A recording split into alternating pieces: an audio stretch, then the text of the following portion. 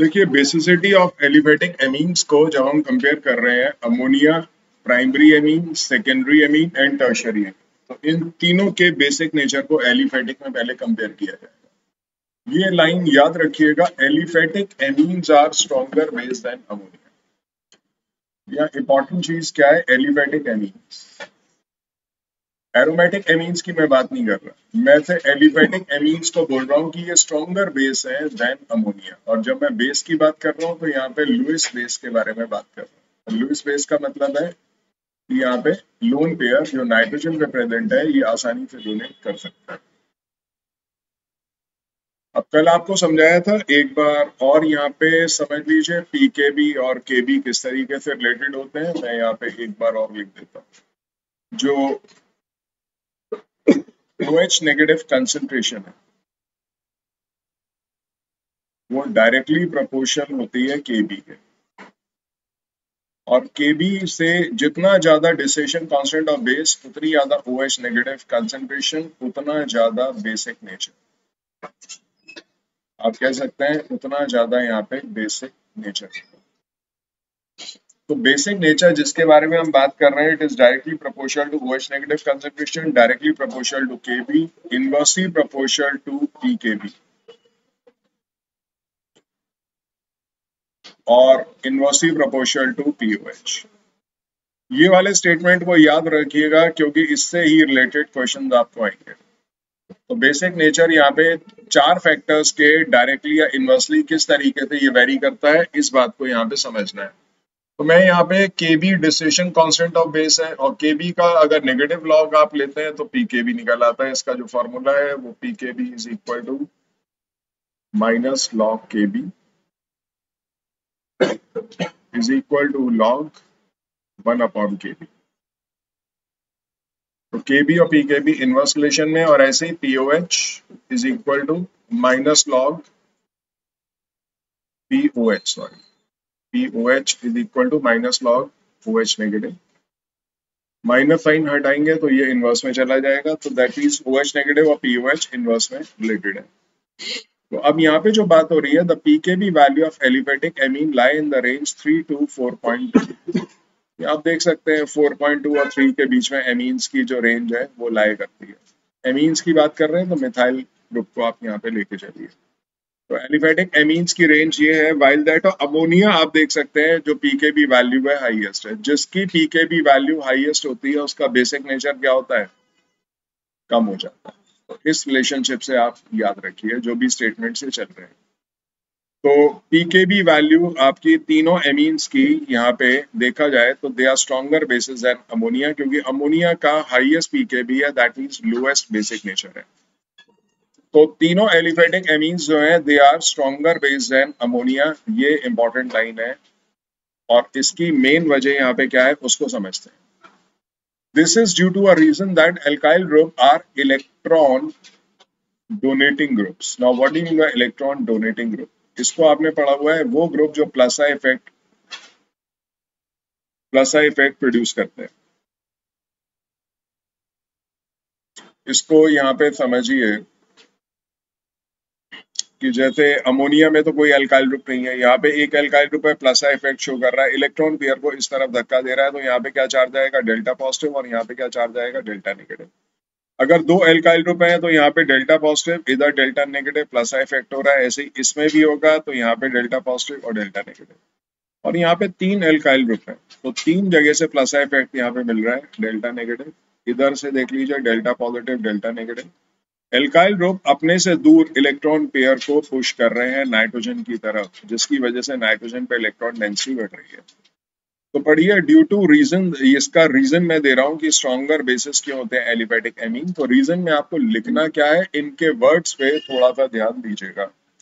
As the electron density increases, आप यहाँ पे चेक करिए, इलेक्ट्रॉन डेंसिटी इंक्रीज हो रही है कहाँ पे, नाइट्रोजन एटम पे। किस वजह से, plus I effect produce by alkyl group. As a result of which वहां पे क्या होगा, release of lone pair of electron become easier. तो आसानी से ये रिमूव होंगे। और मैंने यहाँ पे क्या बताया था, बेसिक नेचर डायरेक्टली प्रोपोर्शनल किसके है, release of lone pair present on nitrogen. तो ये चीज ध्यान रखना, जो बेसिक नेचर है वो है ease of release of lone pair present on nitrogen, ease of release of lone pair present on nitrogen.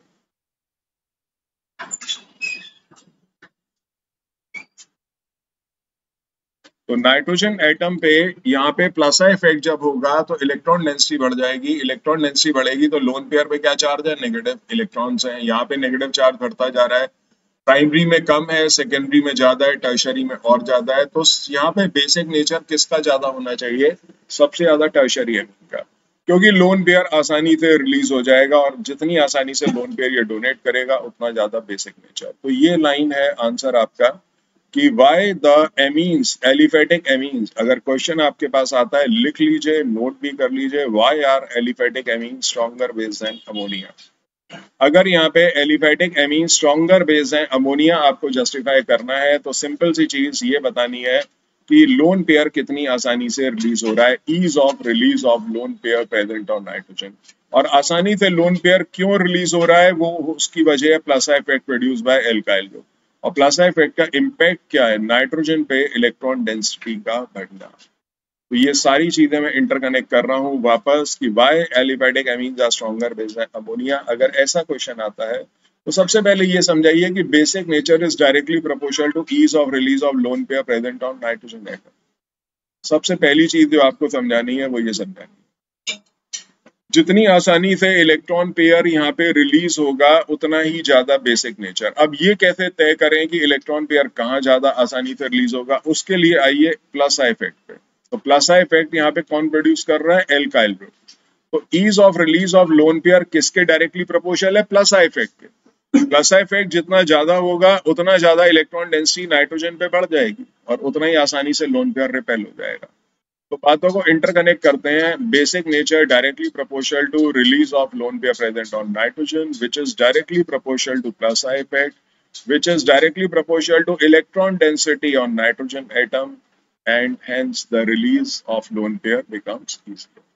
इन सारी बातों को अगर आप इंटरकनेक्ट कर रहे हैं then you can answer a question that why aliphatic amines are stronger base than ammonia। अब aliphatic amine के नाम बदलते रहेंगे। explain why methyl amine is more basic than ammonia, ethyl amine is more basic than ammonia। secondary में आपको dimethyl amine is more basic than ammonia या trimethyl amine is more basic than ammonia या tertiary amine is more basic than ammonia। कितने भी projections आप इस questions के बना सकते हैं, आंसर एक ही रहेगा, कॉमन रहेगा, वो यहाँ पे आपको लिखा हुआ है। अगर कंपैरिजन करें, अगर कंपैरिजन करें कि बेसिसिटी ऑफ एमीन्स किस ऑर्डर में यहाँ पे हम रखें, बेसिक नेचर सबसे ज्यादा किसका है, तो हमें यहाँ पे पता चलता है कि टर्शरी एमीन का सबसे ज्यादा बेसिक नेचर है, फिर सेकेंडरी का, फिर प्राइमरी का, फिर अमोनिया का। तो ये जो ऑर्डर है ये लॉजिकली हमने किस बेसिस पे, सिर्फ एक बेस पे चेक किया है हमने, और कोई यहाँ पे इफेक्ट नहीं लगाया, हमने सिर्फ प्लस इफेक्ट के बेसिस पे ये ऑर्डर तय किया है कि टर्शरी एमीन सेकेंडरी से ज्यादा बेसिक है, प्राइमरी और अमोनिया। बट सिर्फ एक फैक्टर नहीं है जो अफेक्ट करता है बेसिक नेचर को। हाँ, अगर ये गैसीय स्टेट होती तो गैसीय स्टेट में से इंडक्टिव इफेक्ट ही काम करता है और इंडक्टिव इफेक्ट के बेसिस पे ये ऑर्डर होगा, ये 100% सही है। अगर आपसे कहें arrange the amines in gaseous state in their increasing या decreasing order of basic nature, ये ऑर्डर बिल्कुल ठीक है। बट यहाँ पे ऐसा नहीं है। अगर आप एक्वस सॉल्यूशंस के अंदर जाते हैं तो हमेशा सेकेंडरी एमीन ज्यादा बेसिक होता है प्राइमरी एमीन से और टर्शरी एमीन से। तो अब आप क्वेश्चन को देखिए और समझिए। अगर आपसे ये कहा जाता है कि arrange these amines in the basic in the increasing order of their basic nature, तो ये बात ध्यान रखना कि सबसे ज्यादा बेसिक होगा secondary, then primary, then tertiary and then ammonia. अगर आपको कुछ भी नहीं बताया जाता, सिर्फ कहा जाता है एमीन्स को एक्वस सॉल्यूशन में, या एक्वस सॉल्यूशन भी मेंशन नहीं किया जाता, आपको सिर्फ कहा जाता है एमीन्स को आप इंक्रीजिंग और या डिक्रीजिंग ऑर्डर में रखें, तो ऑर्डर होगा, यहाँ पे मैं लिख देता हूं, ये एक्वस सॉल्यूशन के अंदर ऑर्डर होता है secondary greater then primary greater than tertiary greater than ammonia. अभी बात करेंगे कि आखिर ये वेरिएशन क्यों आता है। ये जनरलाइज्ड आंसर है, this is a generalised answer. हमें नहीं पता एल्काइल ग्रुप क्या है, तो हम सबसे छोटा मान के चलेंगे मिथाइल। अगर आप मिथाइल को लेके ऑर्डर देखो तो ये क्या है, सेकेंडरी एमीन NH ग्रुप। ये क्या है, प्राइमरी ग्रुप, क्योंकि NH2 है यहाँ पे, ये प्राइमरी एमीन है। और ये क्या है, टर्शरी एमीन N है, N के 3 H हट के 3 एल्काइल ग्रुप आ गए और ये आ गया। तो अगर आपको कुछ भी नहीं बताया जाता या फिर आपसे ये कहा जाता है नहीं आप मिथाइल की एमीन्स को अरेंज करना है तो सेम ऑर्डर रहने वाला है, बट अगर ये एल्काइल ग्रुप बदल दिया जाए, अगर इसको टर्शरी मतलब सॉरी प्रोपाइल की जगह मिथाइल की जगह आप इथाइल या प्रोपाइल ले रहे हैं, तो यहाँ पे ऑर्डर में सेकेंडरी एमीन सबसे तेज होगा। नीचे वाले ऑर्डर को चेक करिए, सबसे पहले सेकेंडरी है, फिर टर्शरी है, फिर प्राइमरी है और फिर अमोनिया। तो दो बातें ध्यान रखिए, ये ऑर्डर जब तक आपको एल्काइल ग्रुप नहीं बताया जाए आप नहीं डिसीजन लेंगे। अगर जनरलाइज्ड आपसे कहते हैं तो यही ऑर्डर आपने बताना है, अगर मिथाइल कहते हैं तो भी, क्योंकि इसको भी हमने सबसे छोटे वाले एल्काइल ग्रुप के साथ ही फ्रेम किया है। क्लियर है ये बात? तो एक्वस सॉल्यूशन में ऑर्डर ये रहेगा और यहाँ पे गैसियस स्टेट में ऑर्डर आपका ये रहने वाला है। अब इसके आगे चलते हैं और समझते हैं आखिर ये ऑर्डर्स बने कैसे और इनके कौन कौन से फैक्टर्स हैं जो इनको अफेक्ट करते हैं। The basicity of amine in aqueous solution किस किस बात पे डिपेंड करती है? देखिए बेसिसिटी की बात कर रहे हैं और आप एक्वस सॉल्यूशन के अंदर बात कर रहे हैं। तो basicity of amine in aqueous solution depends upon stability of ammonium cation. कल मैंने एक रिएक्शन दिखाया था, और conjugated acid form by accepting the proton from water. अब यहाँ पे चेक कर लीजिए, यहाँ पे एक रिएक्शन मैंने आपको बताया था कि एमीन जब पानी से रिएक्ट करेगा H पॉजिटिव आयन यहाँ पे गेन करेगा और क्या बनाएगा, एल्काइल कार्बोकेटाइन यहाँ पे बन सकता है, सॉरी केटाइन बन सकता है यहाँ पे, जिसकी स्टेबिलिटी पे सारा कुछ यहाँ पे डिपेंडेंट है। तो इससे पीछे एक स्टेटमेंट आपको पढ़वाया भी था मैंने, यहाँ पे चेक कर लीजिए कि स्टेबिलिटीज किस बात पे डिपेंडेंट है, कॉन्जुगेटेड एसिड यानी कि अमोनियम कैटाइन जो आपको मिल रहा है जो कॉन्जुगेटेड एसिड है। तो यही बात यहाँ पे भी बताई गई है, the basicity of amine in aqueous solution is primary depends upon stability of ammonium cation और conjugated acid form by accepting a proton from water. वो क्या रहा था इस इक्वेशन में, दोबारा समझ लीजिए, एक एमीन है, पानी में से H पॉजिटिव लेता है और यहाँ पे क्या बना देते हैं, RNH3 पॉजिटिव, एक H यहाँ पे ऐड हो जाता है और OH नेगेटिव यहाँ पे रिलीज हो जाता है। तो इसकी स्टेबिलिटी की बात हो रही है, इसकी स्टेबिलिटी, अगर ये स्टेबल होगा तो ये किस में कन्वर्ट होगा, इसमें, और अगर ये इसमें कन्वर्ट होगा तो पानी का OH नेगेटिव रिलीज हो जाएगा और बेसिक नेचर बन जाएगा। ये सिंपल सी चीज है। तो हमें यहाँ पे जो काम करना है वो स्टेबिलिटी ऑफ अमोनियम कैटाइन जो कॉन्जुगेटेड एसिड है उसको, उस पे काम करना है।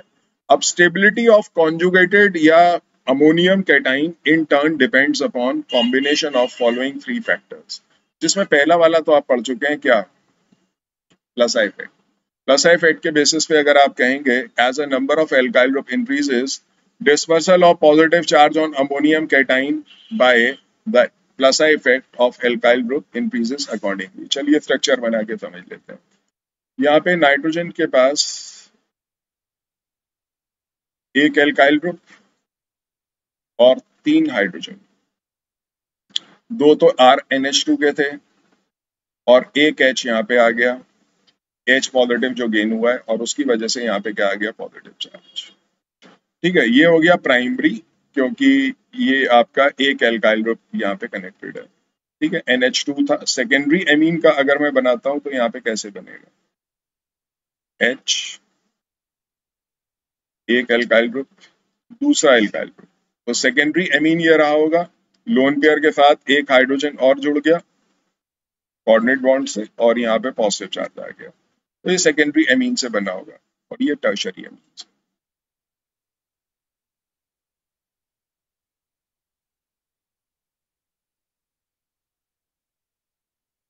ऊपर भी आ रहेगा और यहाँ पे क्या आ जाएगा। अब इन तीनों में से कौन ज्यादा स्टेबल है, टर्शरी। क्यों? क्योंकि यहाँ पे देखिए एक एल्काइल ग्रुप है जो यहाँ पे प्लस इफेक्ट देगा, जितना इसके मैग्नीट्यूड को कम कर दोगे पॉजिटिव चार्ज के उतना ही क्या हो जाएगा, स्टेबल। यहाँ पे क्या है, यहाँ पे दो आपके प्लस इफेक्ट है, तो यहाँ पे डेल्टा पॉजिटिव डेल्टा नेगेटिव यहाँ से आएगा और इधर से भी डेल्टा नेगेटिव आ जाएगा, यहाँ पे डेल्टा पॉजिटिव और इधर तीन जगह से आएगा। यहाँ पे डेल्टा पॉजिटिव, इधर डेल्टा पॉजिटिव लिख दीजिए और इधर डेल्टा पॉजिटिव, और इन तीनों की वजह से क्यूमुलेटिव यहाँ पे डेल्टा नेगेटिव आप लिख सकते हैं। तो जितना ज्यादा नेगेटिव चार्ज उतने पॉजिटिव चार्ज को कम कर देगा। जितना पॉजिटिव चार्ज कम हो गया नाइट्रोजन पे, देखिए ये तो पार्शियल चार्ज है ना और ये कंप्लीट चार्ज है, नो डाउट पूरा तो न्यूट्रलाइज नहीं कर पाएंगे, लेकिन जितना ज्यादा कर देंगे उतना चार्ज मिनिमाइज हो जाएगा, उतना रिएक्टिव कम हो जाएगा। आयन कौन सा ज्यादा रिएक्टिव होता है? जिसपे पॉजिटिव चार्ज या जो भी चार्ज है उसका मैग्नीट्यूड हायर होता है, जितना कम हो जाएगा उसकी रिएक्टिविटी कम हो जाएगी। अब आप क्या ये बात कह सकते हैं, as a number of alkyl group increases the dispersal of positive charge on ammonium cation by plus effect of alkyl group increases accordingly. देखिए यहाँ पे पॉजिटिव चार्ज यहाँ पे रिलाई कर रहा है, इसका प्लस इफेक्ट होगा तो थोड़ा सा यहाँ ट्रांसफर हो गया, यहाँ पे 2 जगह ट्रांसफर हो गया, डिस्पर्स हो गया, और यहाँ पे 3 जगह डिस्पर्स हो गया, तभी तो इसका मैग्नीट्यूड कम हो रहा है। तो ये लाइन भी बोली जा सकती है, on the basis of plus effect alone the basicity of amines can be decreased in the order. सबसे ज्यादा टर्शरी एमीन का कार्बोकेटाइन, सेकेंडरी और प्राइमरी। अब वापस उसी इक्वेशन को यहाँ पे लिख लेते हैं। आपके पास एक एमीन है आर, मैं यहाँ पे NH2 लिख लेता हूँ चलो अभी फिलहाल के लिए, और NH3 पॉजिटिव, और यहाँ पे हमें क्या मिल रहा था, OH नेगेटिव, और इसके अंदर हम ऐड क्या कर रहे थे, वाटर। और यहाँ पे कोई भी एमीन आप ले सकते हैं, मैं यहाँ इसके बेसिस पे अभी से प्राइमरी एमीन ले रहा हूँ RNH2। तो RNH2 एक प्राइमरी एमीन ने H पॉजिटिव यहाँ से गेन किया, इसमें कन्वर्ट हुआ और OH नेगेटिव रिलीज हुआ। अब इसकी स्टेबिलिटी के ऊपर बात करिए, कौन ज्यादा स्टेबल है? ये प्राइमरी से बना था, ये सेकेंडरी से बना था, सेकेंडरी एमीन थे और टर्शरी थे। सबसे कम चार्ज यहाँ पे, सबसे ज्यादा स्टेबल ये है, तो तुरंत टर्शरी एमीन इसमें कन्वर्ट होगा और क्या रिलीज कर देगा, सबसे ज्यादा OH नेगेटिव। और OH नेगेटिव की कंसंट्रेशन बढ़ेगी तो क्या बढ़ेगा, पीछे आपको क्या बताया था, OH नेगेटिव की कंसंट्रेशन बढ़ेगी तो बेसिक नेचर बढ़ने वाला है। तो पहला फैक्टर है कार्बोकेटाइन जो यहाँ बन रहा है, केटाइन बोल रहा हूँ मतलब कार्बोकेटाइन नहीं है, अमोनियम केटाइन जो यहाँ पे बन रहा है उसकी स्टेबिलिटी, और उसकी स्टेबिलिटी इन सारे फैक्टर्स पे आपकी डिपेंडेंट है। क्लियर है ये वाला पॉइंट? इसके बाद आते हैं एक्सटेंट ऑफ हाइड्रोजन बॉन्डिंग। तो दूसरा फैक्टर, पहला फैक्टर जो बेसिक नेचर हम यहाँ लिख रहे हैं ना, ये ऐसे ही नहीं लिख रहे कि प्लस इफेक्ट के बेसिस पे लिख दिया, नहीं। पहला रीजन मैंने आपको बता दिया प्लस इफेक्ट का क्या है। सेकंड रीजन पे आइए, stability of ammonium cation due to hydrogen bonding. Ammonium cation जो आपका यहाँ पे बन रहा है, जैसे RNH3, आपने 3 H देखे यहाँ पे पॉजिटिव चार्ज, तो RNH3 पॉजिटिव जो बन रहा है, अब इसकी स्टेबिलिटी हाइड्रोजन बॉन्डिंग पे भी डिपेंडेंट है, क्योंकि आप एक्वा सॉल्यूशन में बात कर रहे हो। तो स्टेबिलिटी की बात की जा रही है, किसकी बात कर रहे हैं, अमोनियम केटाइन की, और किस बेसिस पे, हाइड्रोजन बॉन्डिंग पे। ये डिपेंड करेगा कितने हाइड्रोजन बॉन्ड प्रेजेंट है नाइट्रोजन एटम पे। Greater the number of hydrogen bond more stable will be the ammonium cation. और यहाँ पे अमोनियम केटाइन किससे डिराइव हो रहा है, देखिए ये प्राइमरी से हुआ आपका। प्राइमरी में कितने हाइड्रोजन बॉन्ड आपको दिख रहे हैं, 3, क्योंकि 3 हाइड्रोजन है। अब सेकेंडरी एमीन को जब आप H पॉजिटिव गेन करेंगे, कार्बोकेटाइन बनाएंगे, तो 2 हाइड्रोजन है, तो 2 हाइड्रोजन बॉन्ड बन रहे हैं। और यहाँ पे क्या है, यहाँ पे एक ही हाइड्रोजन यहाँ पे जुड़ा है, H पॉजिटिव टर्शरी एमीन के केस में, तो एक ही हाइड्रोजन बॉन्ड। अब अमोनियम कार्बोकेटाइन में कौन सबसे ज्यादा स्टेबल था, तो प्लस इफेक्ट किसको प्रमोट कर रहा है, टर्शरी को। हाइड्रोजन बॉन्डिंग किसको प्रमोट कर रहा है, प्राइमरी। तो समझ में आ रहा है, दोनों फैक्टर्स उल्टे चल रहे हैं। तो एक्वा सॉल्यूशन में आपको इन दोनों फैक्टर्स को कंबाइन करना पड़ेगा, तब जाके हम जवाब दे सकते हैं। तो ammonium cation derived from secondary amine is less stable since it has 2 hydrogen atom while that of tertiary amine. अब इसके बेसिस पे अगर मैं आपसे क्वेश्चन करूं कि arrange the amines in the order of stability on the basis of hydrogen bonding, तो सबसे ज्यादा स्टेबल क्या है, प्राइमरी, फिर सेकेंडरी, फिर टर्शरी। और इंडक्टिव इफेक्ट के बेसिस पे आपने क्या जवाब दिया था, वो आपको यहाँ पे पता ही है। ठीक है, अब एक्वा सॉल्यूशन में और ये केटाइन की स्टेबिलिटी, अमोनियम केटाइन की स्टेबिलिटी यहाँ पे किस बेसिस पे, वो भी आप समझ लीजिए। अब थर्ड फैक्टर पे आइए। तो on the basis of hydrogen bonding and steric factor, the basic character यहाँ पे primary greater than secondary greater than tertiary हो गया।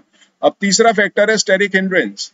अब यहाँ पे जब H पॉजिटिव आपका अप्रोच करता है यहाँ पे बॉन्ड बनाने के लिए, तो ये जो एल्काइल ग्रुप प्रेजेंट है ये रिपेल करते हैं इसको, और इस हिंड्रेंस को क्या बोलते हैं, स्टीयरिक हिंड्रेंस या स्टीयरिक फैक्टर। अब ये तीसरा फैक्टर है वो यहाँ पे पढ़िए, the crowding of alkyl groups. जो चारों तरफ एल्काइल ग्रुप आपके प्रेजेंट है नाइट्रोजन एटम के from all sides, thus makes the approach and bonding by a proton relatively difficult. What is proton? H positive ion. So relatively difficult, which results in the maximum steric strain in the tertiary amine. क्योंकि सबसे ज्यादा bulkier alkyl group कहाँ पे है? Tertiary amine में. Maximum repulsion यहाँ पे face होगा और मिनिमम रिपल्शन यहाँ पे फेस होगा. तो इस बेसिस पे the electrons are therefore the electrons are there but the path is blocked. Electron तो नाइट्रोजन पे है बट पाथ आपका ब्लॉक हो गया. इस वजह से बेसिक नेचर क्या हो गया था? The order of basic nature of various amines has been found to vary with nature of alkyl groups. तभी आपको कहना यहाँ पे कि यहाँ पे सेकेंडरी फिर प्राइमरी फिर टर्शरी फिर अमोनिया. बट जब आपने इथाइल या इससे बड़ा ग्रुप भी आपने ले लिया प्रोपाइल तो ये ऑर्डर आपका टर्शरी पहले आ गया और ये प्राइमरी बाद में चला गया. तो ये ऑर्डर कौन डिसाइड कर रहा है? ये सिर्फ इंडक्टिव इफेक्ट नहीं डिसाइड कर रहा है. ये stability of cation, ammonium cation, second hydrogen bonding और तीसरे नंबर पे ये स्टेरिक हिंड्रेंस. जब इन तीन चीजों का यहाँ पे हम क्यूमुलेटिव आंसर निकालते हैं तब ये ऑर्डर्स आपके निकल के आते हैं और ये ऑर्डर्स हैं एक्वस सॉल्यूशन में. ये चीज ध्यान रखिएगा. तो combination of plus I effect of alkyl group, hydrogen bonding and steric hindrance, तीन चीजों का which determine the stability of ammonium cation in solution. तो ये ध्यान रखिएगा अमोनियम कैटाइन की स्टेबिलिटी सॉल्यूशन में इन तीन फैक्टर्स पे डिपेंडेंट है. तो ये तीन फैक्टर्स भी आपसे पूछे जा सकते हैं. अगर आपको एक ऑब्जेक्टिव ये बता दिया जाए कि cumulative basic nature of amines depends on following factors और वहां पे ए बी सी ये नाम दिए और डी में ऑल ऑफ द अबव दे दिया, तो आंसर क्या होना चाहिए? All of the. सिर्फ इंडक्टिव इफेक्ट नहीं रहेगा, सिर्फ हाइड्रोजन बॉन्डिंग नहीं रहेगा, सिर्फ स्टेरिक फैक्टर नहीं रहेगा. All these three factors are favourable for secondary amine. अब ये एक क्यूमुलेटिव जो वहां पे जजमेंट निकला वो ये सेकेंडरी एमीन के लिए ये फेवरेबल है. Hence secondary amine strongest base है एक्वस सॉल्यूशन में. दोनों केस में आप दोनों केस में देख लो सेकेंडरी एमीन को नंबर 1 पे रखना है आपने. और इसके बाद if the alkyl group is small methyl then there is no steric hindrance to hydrogen bonding. जो हाइड्रोजन बॉन्डिंग की वजह से मॉलिक्यूल पास पास आ रहे हैं तो स्टेरिक हिंड्रेंस वहां पे थोड़ा बहुत कम है, मिनिमम है. In other words the stability due to hydrogen bonding predominates over the stability due to plus I effect of methyl group. Hence primary amine is stronger base than tertiary amine. तो अगर यहाँ पे मिथाइल जब आप ले रहे हैं तो ये स्ट्रॉन्गर बेस क्यों है, उसका आंसर भी यहाँ पे आ गया.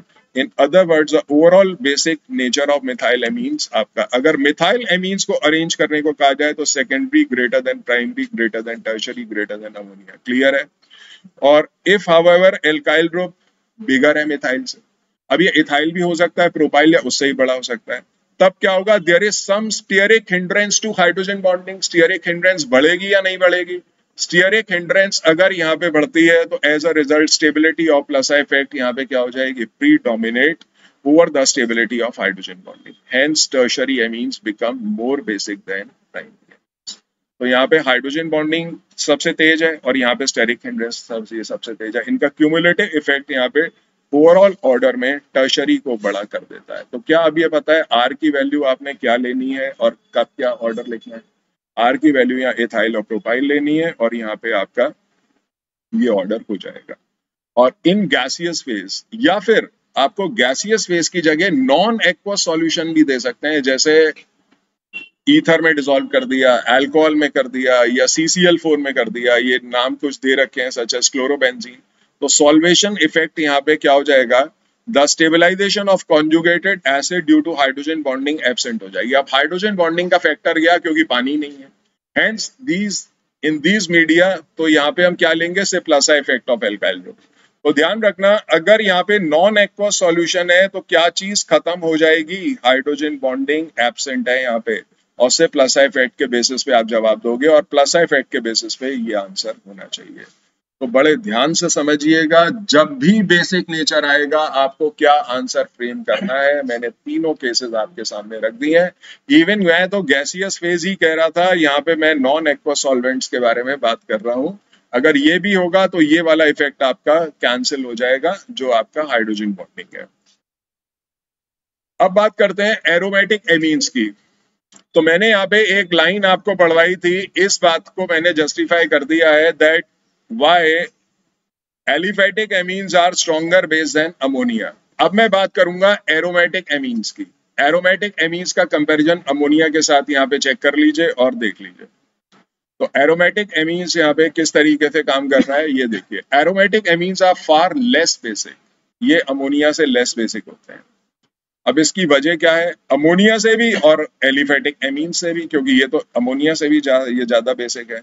अगर आप एनिलीन का पीकेबी चेक करोगे टेबल में तो 9.38 आएगा और अमोनिया का कितना है 4.75। तो जिसका पीकेबी बड़ा होता है उसका बेसिक नेचर क्या हो जाता है, कम।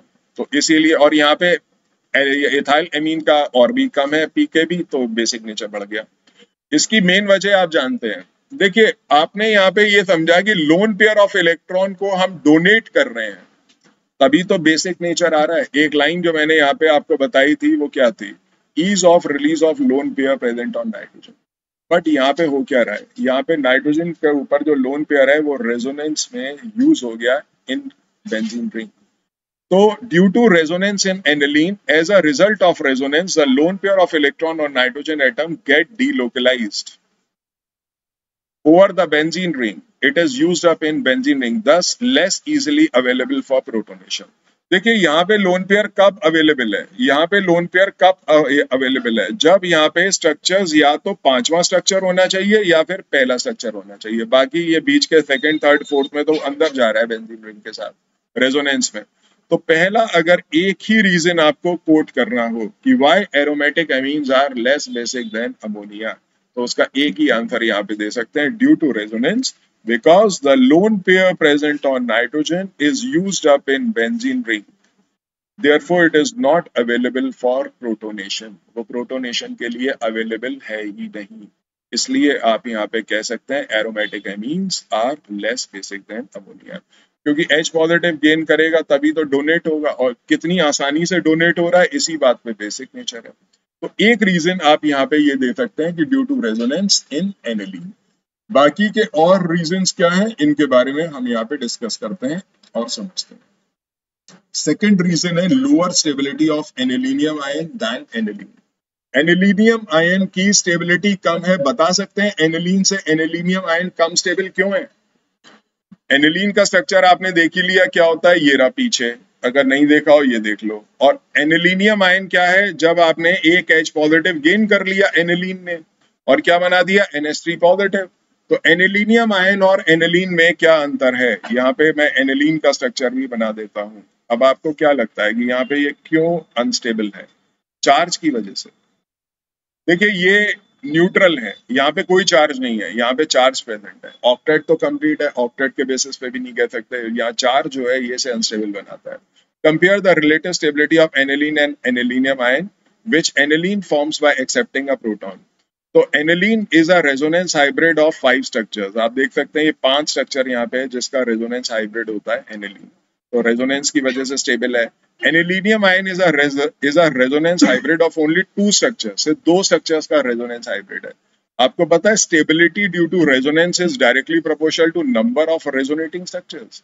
जितने ज्यादा रेजोनेटिंग स्ट्रक्चर्स उतनी ज्यादा स्टेबिलिटी, और इस वजह से यहाँ पे आप कह सकते हैं कि ये कम स्टेबल है। और दूसरा यहाँ पे पॉजिटिव चार्ज आने की वजह से ऐसा होता है। तो on the other end in case of ammonia and aliphatic amines delocalization possible ही नहीं है, रेजोनेंस ही नहीं होता एलिफेटिक एमीन्स में, एरोमेटिक में होता है। इसलिए यहाँ पे एरोमेटिक एमीन्स क्या है, ज्यादा स्टेबलाइज्ड है और लोन पेयर यहाँ पे यूज अप हो रहा है in benzene. Furthermore electron density on nitrogen atom is increased by electron donating inductive effect of alkyl group। ये बात और समझ लीजिए यहाँ पे कि अगर मैं एनिलीन को इंडक्टिव इफेक्ट के बेसिस पे बताना चाह रहा हूँ कि ये कम बेसिक है, तो उसके लिए मुझे क्या करना है। आपने क्या पढ़ा पीछे, एल्काइल ग्रुप क्या प्रोड्यूस कर रहे थे, प्लस आई इफेक्ट, और यहाँ पे क्या प्रोड्यूस करते हैं, minus I effect. Phenyl group minus I effect देगा तो इधर डेल्टा नेगेटिव चार्ज, इधर डेल्टा पॉजिटिव। अगर यहाँ पॉजिटिव चार्ज बढ़ गया या डेल्टा पॉजिटिव चार्ज यहाँ आ गया तो लोन पेयर डोनेट होगा या अट्रैक्ट होगा, अट्रैक्ट होगा, क्योंकि नेगेटिव चार्ज है, पॉजिटिव चार्ज यहाँ आ रहा है तो ये अट्रैक्ट करेगा, इसको डोनेट ही नहीं होने देगा, तो बेसिक नेचर क्या हो गया, कम। So this is on the basis of what, inductive effect. And this is on the basis of resonance, लेकिन दोनों में ज्यादा किसका इंपॉर्टेंस है? रेजोनेंस की। बट अगर आपसे ये पूछ लिया गया explain why aniline is less basic than ammonia on the basis of inductive effect, तो फिर आपके पास कोई ऑप्शन नहीं सिवाय इसकी बात करने के। तो दो चीजें मैंने यहाँ पे बता दी हैं, पहला तो रेजोनेंस, दूसरा मैंने एनिलीनियम आयन की स्टेबिलिटी, और तीसरा मैंने यहाँ पे बता दिया इंडक्टिव इफेक्ट के बेसिस पे एनिलीन जो है वो लेस बेसिक क्यों है। तो ये सारे पॉइंट्स हैं जो कि एरोमेटिक एमीन को यहाँ पे कंपेयर करते हैं। और अब आते हैं effects of substituents on the basic nature of aromatic amine. इससे पहले मैं ये स्टार्ट करने से पहले एक चीज और बताना चाहता हूँ कि यहाँ पे हमने एक चीज एमीन्स में और एक कंपाउंड पढ़ा है जिसका नाम है क्लोरेमीन। क्लोरेमीन कैसे बनता है? यहाँ पे आप एक एच हटा के Cl लगा दो, Cl लगाओगे तो क्लोरीन क्या है? ज्यादा इलेक्ट्रोनेगेटिव है, तो शेयर्ड पेयर कहाँ चला जाएगा? यहाँ पे नाइट्रोजन पे पॉजिटिव चार्ज, इसीलिए ये कम बेसिक होगा। बट अब क्वेश्चन ये है कि अगर मेरे को यहाँ पे तीन चीजें दे दी गई, एक अमोनिया और एक एनिलीन और एक chloramine, arrange them in the order increasing या डिक्रीजिंग। तो सबसे पहले इंक्रीजिंग ऑर्डर में रख रहे हैं, तो सबसे पहले क्या आएगा? सबसे कम बेसिक कौन सा है? सबसे कम बेसिक आप किसको रखोगे? इसको रखोगे, इसको रखोगे, या अमोनिया तो चलो लास्ट में ही आएगा। सबसे कम बेसिक ही होगा क्योंकि क्लोरीन ज्यादा इलेक्ट्रोनेगेटिव है इन कंपैरिजन टू दिस, तो इसीलिए क्लोरेमीन पहले आएगा। इंडक्टिव इफेक्ट की बात कर रहा हूं वैसे, इंडक्टिव इफेक्ट के बेसिस पे ये सबसे कम बेसिक है, फिर ये, और सबसे ज्यादा बेसिक क्या है? अमोनिया। एंड देन ऑर्डर आपको आगे का पता है जो एलिफेटिक एमीन्स का है। तो अगर सारे आ गए तो आपको कैसे अरेंज करना है मैंने पीछे के भी बता दिए और आगे के भी बता दिए। अब एरोमेटिक एमीन्स में अगर हम बाहर से कुछ इसमें इफेक्ट कोई सब्सटेंट ऐड करते हैं तो बेसिक नेचर एरोमेटिक एमीन का कैसे वेरी करता है, ये सारी चीजें अरेंज द फॉलोइंग के लिए है। तो एरोमेटिक एमीन्स में सब्सटेंट्स कौन से हैं? दो ही तरीके के हैं, एक है इलेक्ट्रॉन विड्रॉइंग और एक इलेक्ट्रॉन डोनेटिंग। तो अगर आप यहाँ पे इलेक्ट्रॉन डोनेटिंग ग्रुप, जिसको हम क्या बोलते हैं? प्लस आई इफेक्ट, दोबारा से समझ लीजिएगा, इलेक्ट्रॉन डोनेटिंग ग्रुप कौन से हैं? प्लस आई इफेक्ट वाले। उनके कुछ एग्जाम्पल दिए हैं, जैसे मिथाइल है, मिथॉक्सी है, NH2 है। The basicity while electron withdrawing substituents कौन से हैं? NO2। इनको हम यहाँ पे लगाएंगे तो बेसिक के नेचर पे क्या इफेक्ट आएगा? तो सबसे पहले मैं यहाँ पे दे रहा हूँ इलेक्ट्रॉन डोनेटिंग ग्रुप।